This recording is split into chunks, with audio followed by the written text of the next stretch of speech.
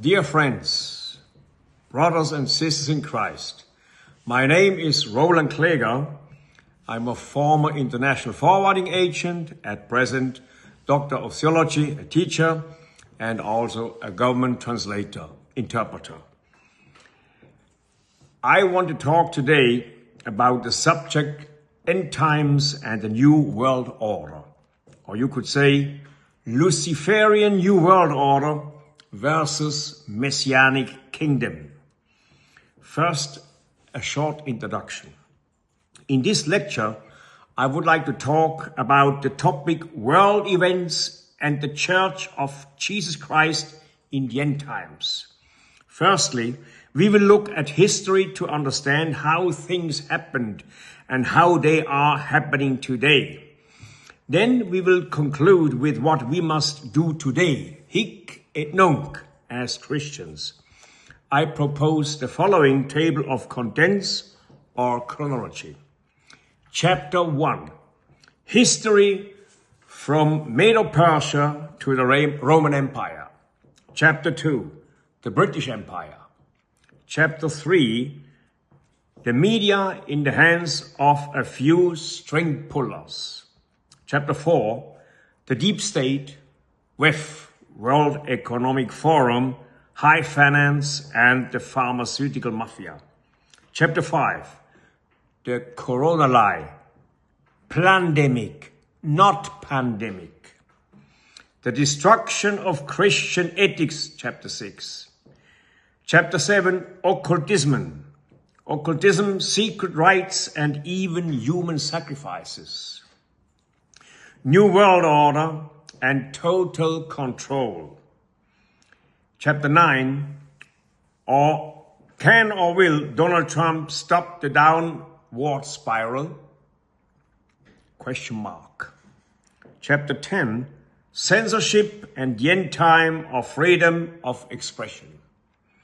Chapter 11, plans to reduce the world's population. Chapter 12, Georgia Guidestones Monument. Maximum 500 million people should live on this world. Chapter 13, the prophet Daniel, Babylonian Empire to the Antichrist of the end time. Chapter 14, the countdown to Armageddon has begun. Chapter 15, the new financial order and the mark of the beast. Chapter 16, the chip and transhumanism. And the final chapter, the longest, challenges for the Church of Christ in the end times. And I have their subtitles A, B, C, D, E, F, G. A, the great seduction, unity at the expense of the truth. B, the cunning and seduction of Satan. C, encouragement to faithfulness and the sanctified way of life. D, let us not be afraid, for our redemption draws near. E, the rapture of the church and the millennial kingdom. F, Donald Trump and Israel. G, let us be vigilant and ready.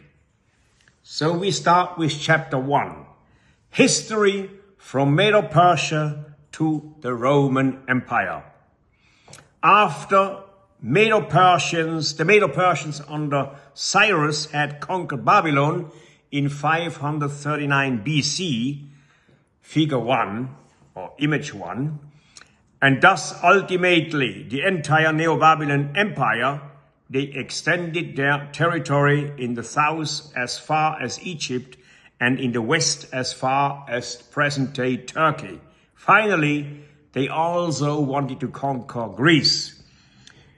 This picture here is a redrawing of the ancient city of Babylon.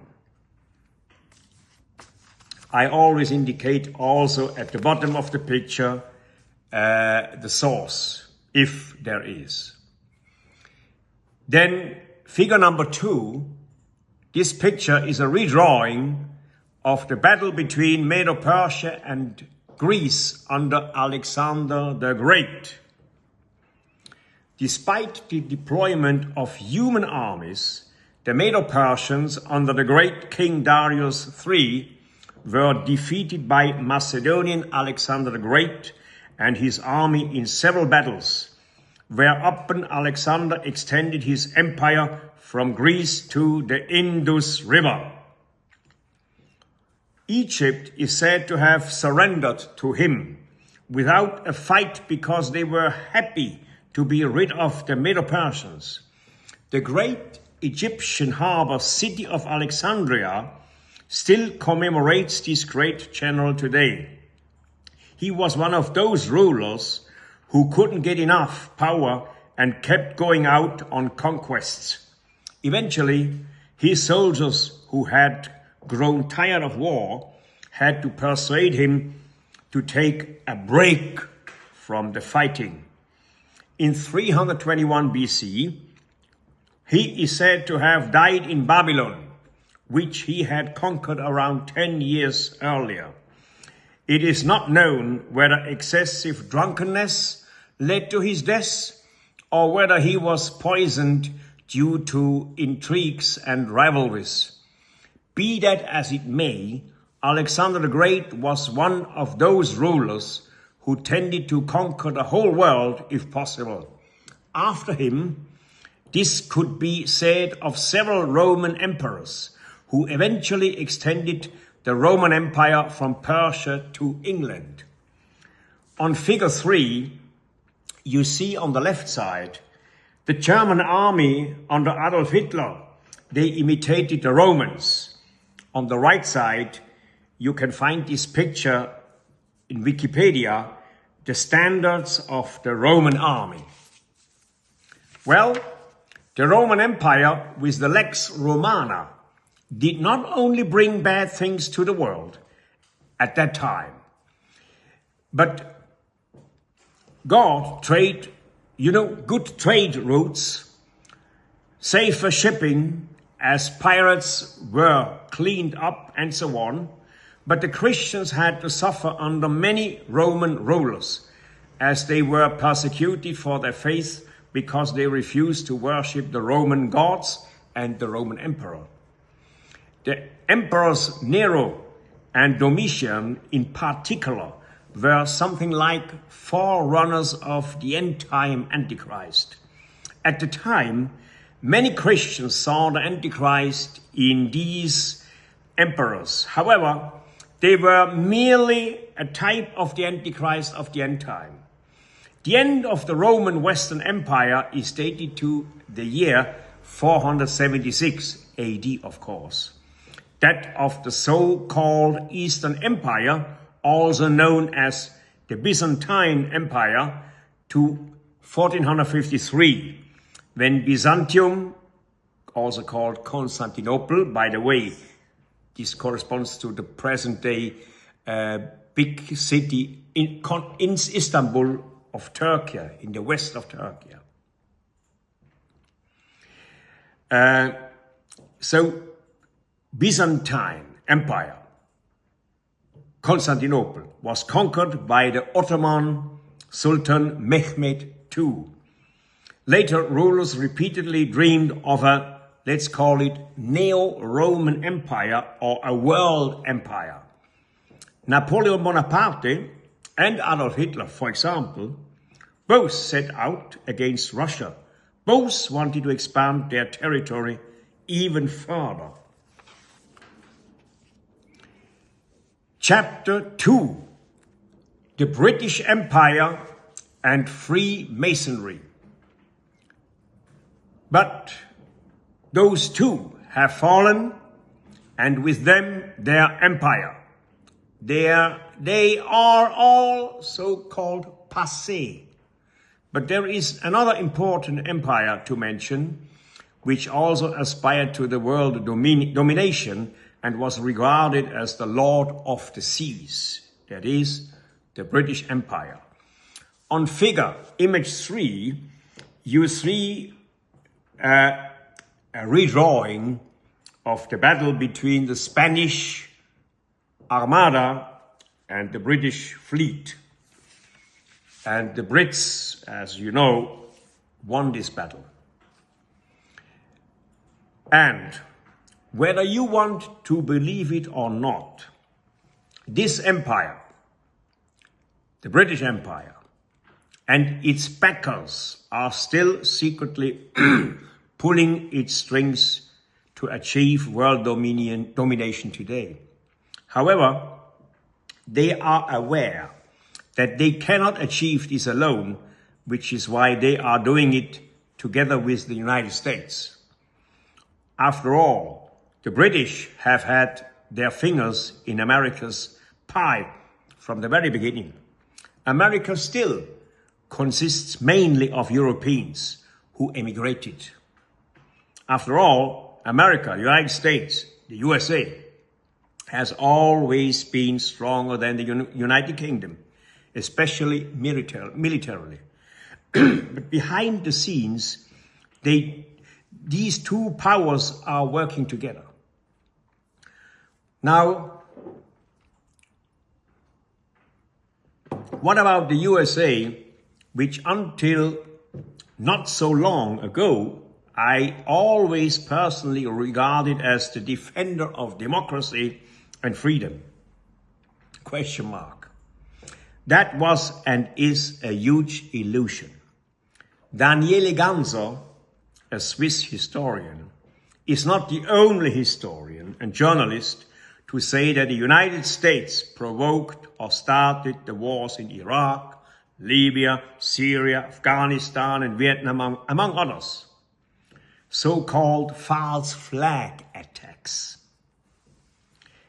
De Griffin, an author, an American, in his book Descent into Slavery, figure number 5, you see on the left side, Descent into Slavery, the original title. The German title of the German translation of the book is Wer regiert die Welt? In English, translated in English, that means who is ruling the world? So De Griffin, in his book Descent into Slavery, says that the international bankers caused the conditions that led to the First World War. They had taken financial spoils from the war and financed the Russian Revolution. The Rothschilds and their agents are said to have organized and financed Trotsky's return from the US and his journey to Russia. Trotsky is said to have met Lenin in Switzerland, from where they took a circuitous route to St. Petersburg and began the Bolshevik Revolution in November 1917. On figure number 6, you see from the left to the right, Karl Marx, his friend Engels, who financed him often, as well as Lenin and Trotsky. De Griffin states, the Bolshevik Red Army under the leadership of Trotsky was the deadly tool of the international bankers dominated by Rothschilds, that means Red Shield. It was all too fitting that it carried the red label or shield. Hence the expression, the Red Army. In this way, the Tsardom, the country of the Tsars, was overthrown, millions of people perished, and Russia sank into economic misery. The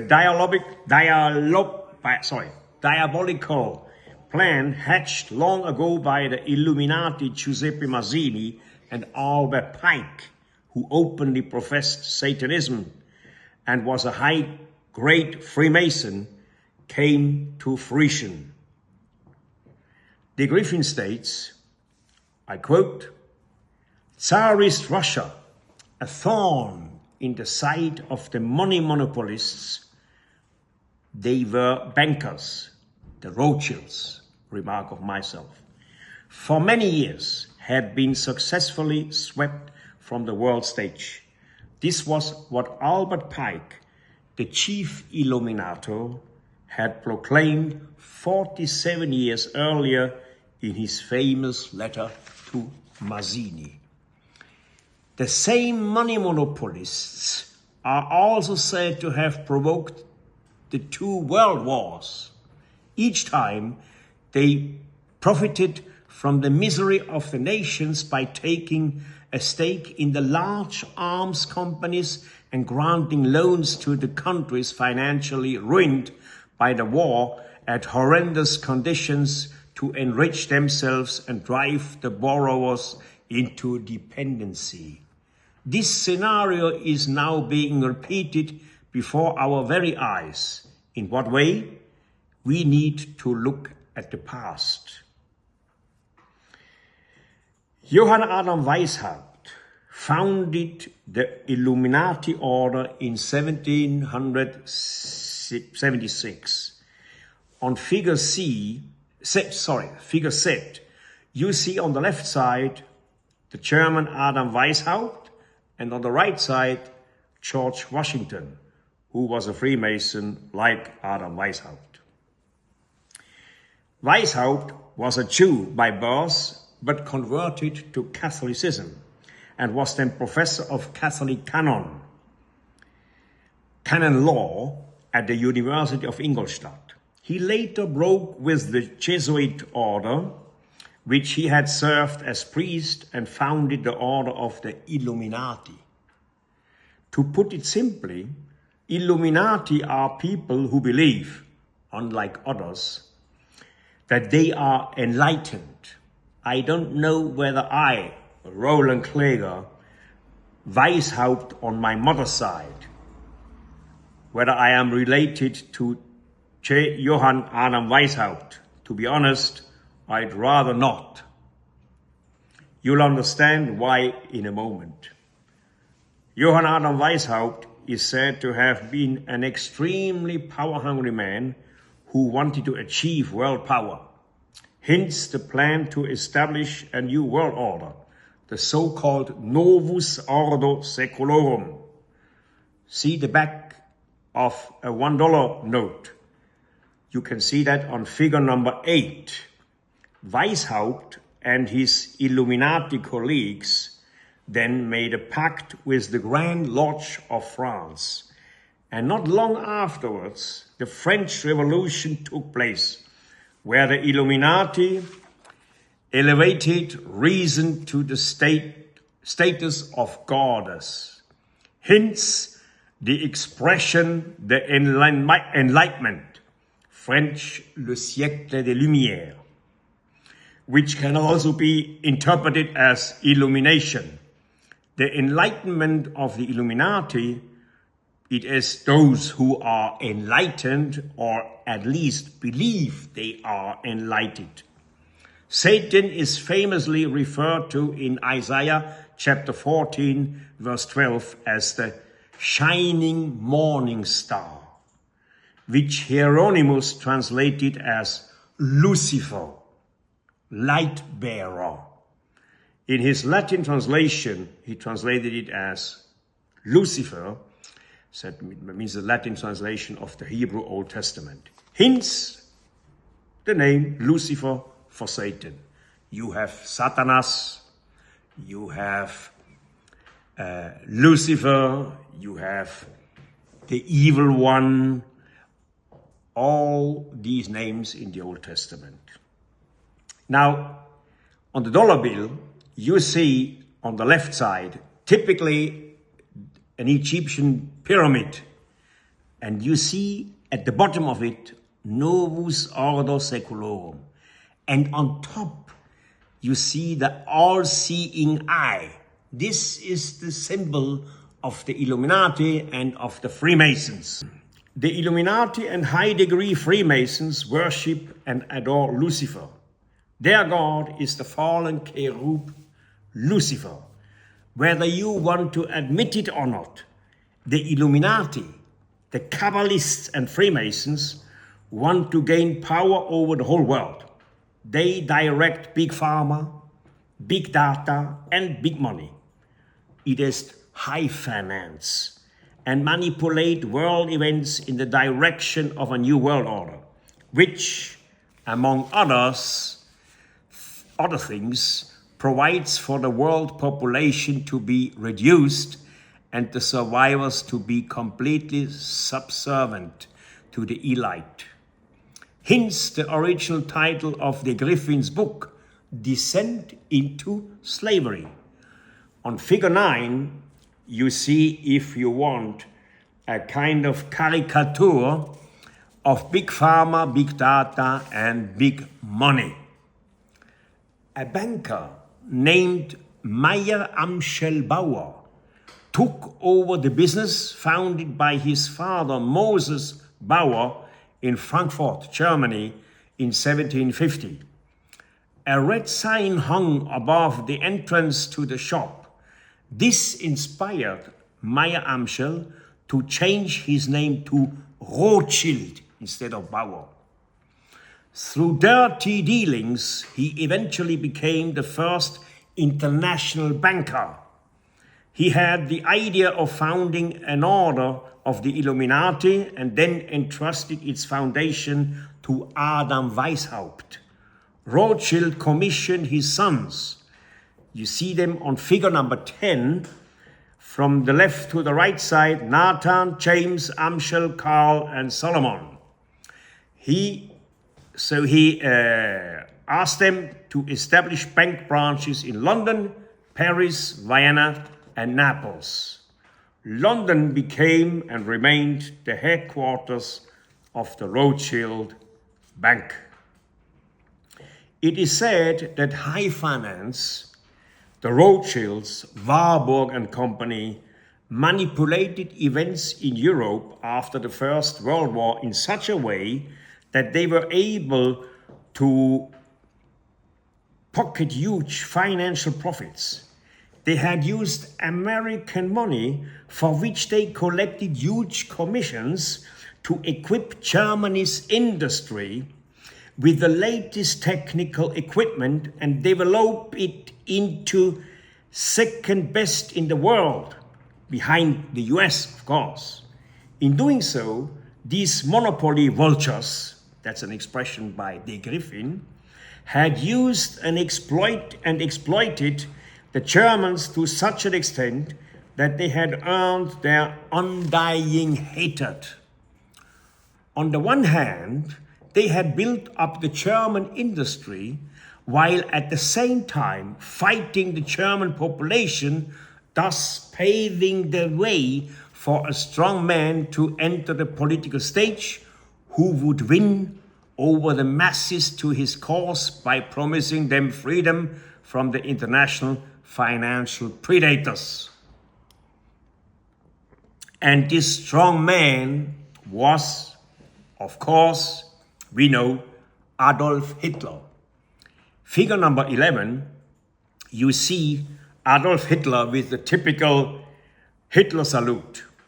De Griffin says in this regard, the international bankers helped Hitler with cash injections of around 130 million marks until he came to power in 1933.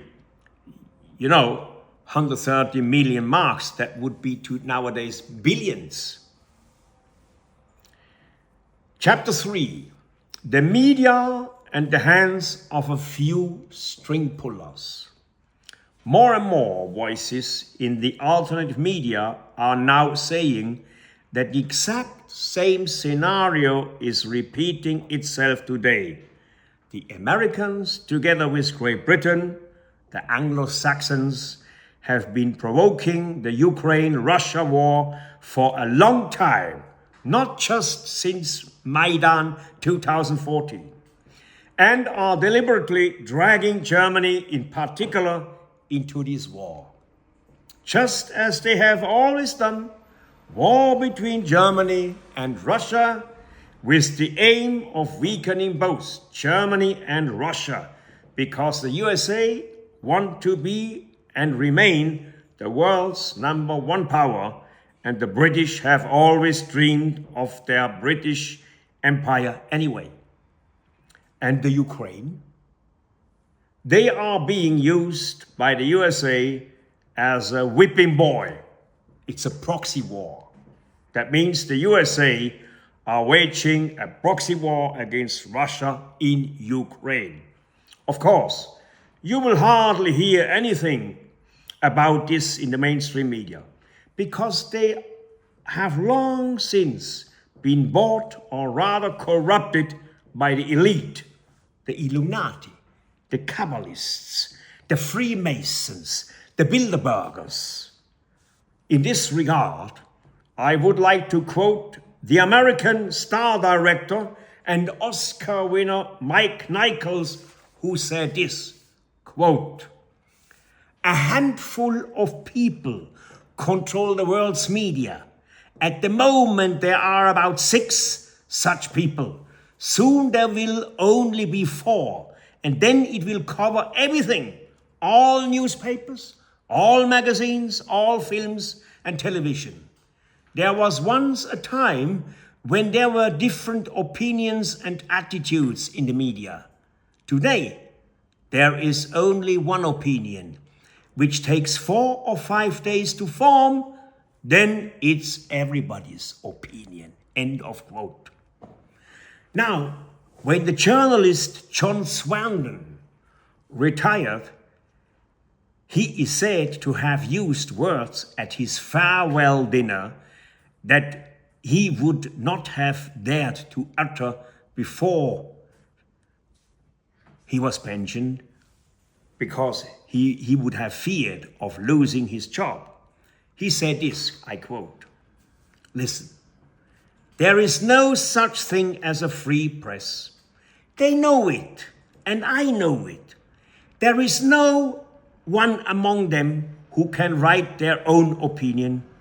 The business of a journalist is to destroy the truth towards himself, his country, and his free will, to lie straight, to distort, to verify in worship of the face of Mammon for their daily bread. This is our meaning. We are tools, face for rich men behind the scenes. We are puppets. They pull the strings and we dance. Our talents and possibilities, our lives are the property of these people. We are intellectual prostitutes, you hear? We have a structure of manipulation that pulls the strings of politics through all political colors, media, secret services, big companies, and global banking systems." End of quote. And I agree with him. Don't you believe it? Here is a small sample. Do you know that the Bill and Melinda Gates Foundation has repeatedly transferred several million euros in support to the German magazine Spiegel? The purpose of the payment is for global projects. I ask, what global projects? Hush money for their planned conspiracy toward the New World Order? Figure 12. You see on the left side, Bill Gates. On the right side, Klaus Schwab, the former director of the World Economic Forum. We will speak about him later. Elon Musk, whose intentions I honestly still can't really figure out up to this day, openly states, I read it in the Swiss newspaper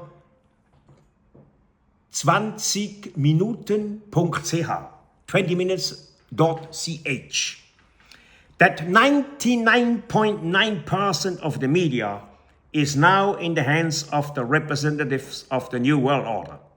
I'm afraid he is all too right. So if you want to know the truth, you'd better not look for it on ARD, ZDF, RTL in Germany, or ORF Austria, or SRF Switzerland, Bild Zeitung, Blick, or 20 Minutes, Swiss newspapers, nor on CNN or BBC. They are all telling you exactly what is dictated to them by the representatives of a world unity government. Chapter 4. Deep State with World Economic Forum, High Finance and the Pharmaceutical Mafia. Let's go back to the machinations of the USA and the bankers. Germany, the entire European Union, and Russia are set to go to the dogs financially. The string pullers of high finance, the world centers of power, namely the City of London and Washington, D.C. Some would also mention Vatican, I don't know, a third one. Anyway, people like former British Prime Minister Boris Johnson, who, among other things, traveled to Kiev specifically to prevent Ukraine from negotiating an end to the war with Russia under the mediation of Turkey. And the former German Foreign Minister Baerbock and German Vice Chancellor Habeck, European leader, the leader of the European Union, von der Leyen, and many others are merely puppets trained or bred by the transhumanist and Great Reset chatterer and web founder Klaus Schwab. I showed it already, figure 12 on the right side. And they are abused by the Kabbalah Illuminati Masonic bankers. Klaus Schwab, in turn, was a student of former US Secretary of State Henry Kissinger, who is regarded as one of the architects of the New World Order. Economists, doctors, or politicians who want to counteract these imperialist and dictatorial activities, such as the courageous Hungarian President Viktor Orban, who is said to be a Christian, are particularly defamed and downright demonized in the mainstream. Russia is trying to defend itself against this imperialist lust for world power, and, contrary to the claims of the mainstream, more and more people are convinced that the Russians' attack in February 2022 preempted the planned attack by Ukrainian troops on the Donbass by a few days. Be that as it may, the mainstream can no longer be trusted. Chapter 5. The coronavirus lie. A plandemic, not a pandemic. It was planned. First coronavirus, then suddenly there was talk of the danger posed by monkeypox, and now there is talk of coronavirus again, of a new, even more dangerous variant. In this regard, here is a small insertion or interim remark. For those who have had the pseudo-corona vaccination, I show you here figure 13, a baby which receives the corona vaccination, the COVID vaccine, and on the right side you see this vaccination, corona vaccination, COVID-19 vaccine, is a trap. Those who got that vaccination, their immune system has been damaged as a result. And a new wave of corona is certainly more dangerous than for those who did not get the Pfizer-AstraZeneca toxic slurry in 2020.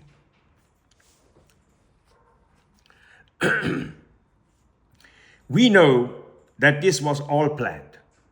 The people pulling the strings carried out scenario exercises before the start of the so-called pandemic.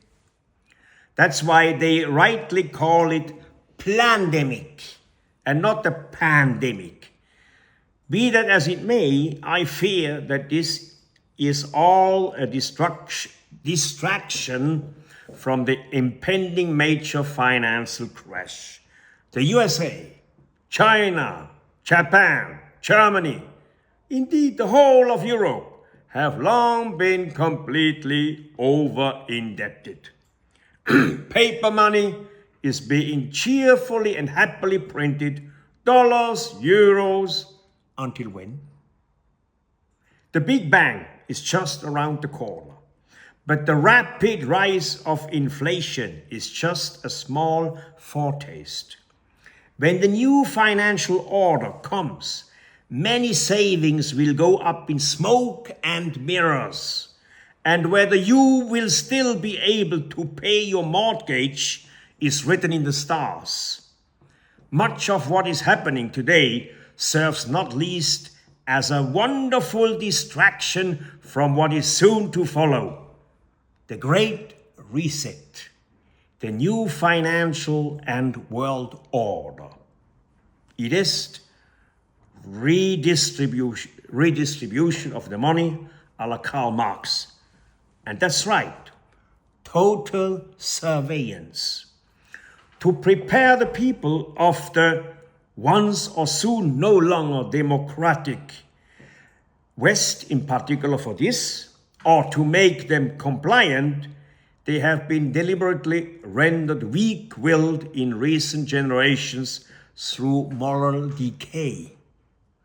The so-called upper left Frankfurt School, the pot-smoking and unrestrainedly sexualized hippie culture, and now, of course, the so-called Curriculum 21, in German Lehrplan 21, which is also backed by the Freemasons and Illuminati, who pull the strings in the government bodies of the United Nations and UNESCO.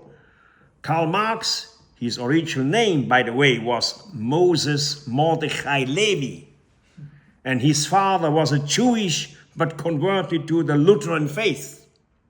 Karl Marx also joined an Illuminati society in 1847. He was a Freemason. Karl Marx is said to have been commissioned by these conspirators to write the book that later bore the title The Communist Manifest or Manifesto.